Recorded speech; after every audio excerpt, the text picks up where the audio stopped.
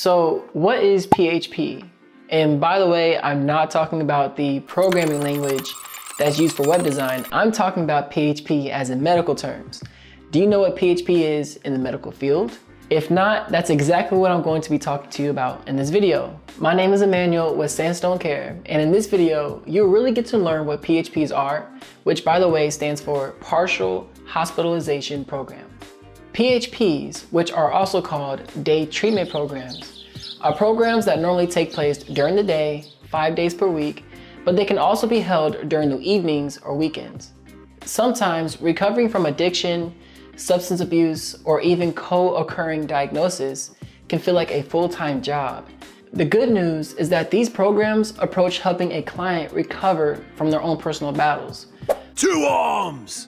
So instead of you fighting something alone, PHPs dedicate time to helping you roughly 8 hours a day doing things like one-on-one therapy, group therapy, clinical diagnosis, substance abuse counseling, and other alternative therapies. If you are someone that just completed a residential rehabilitation or an inpatient program, then PHPs or day treatment programs could be the next step in your continuum of care that you should look into. Real quick, if you don't know what continuum of care is, comment down below and we'll make sure to make a video on that term. Now, PHP programs are generally 4 to 6 weeks long, and they're ideal for clients who don't need 24/7 care.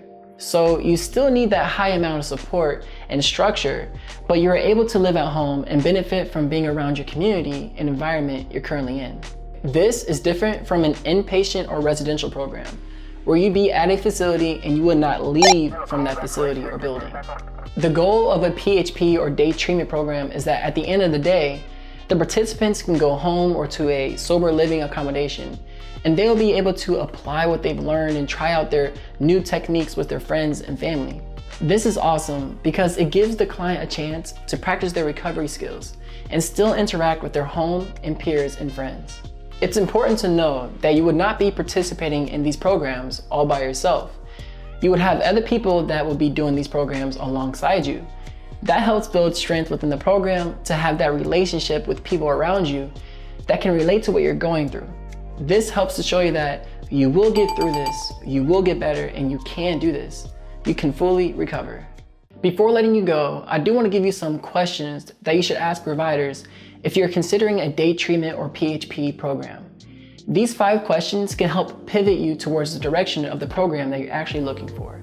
The first question is there a safety concern for the potential client? If there's a high risk that the client could be a harm to themselves or others, it may be best to consider a higher level of treatment, such as inpatient or residential program. The second question, do you or a loved one have a job or an academic commitment that's supportive and beneficial? Or in other words, are you or your loved one able to function well during the day-to-day? If so, then an intensive outpatient program may actually be a better fit. So that's something you should definitely consider. The third question you should ask is, what is the weekly schedule of time and activities? This can help you really understand what the program does. Get the directory of professionals that you will actively be in contact with during the program.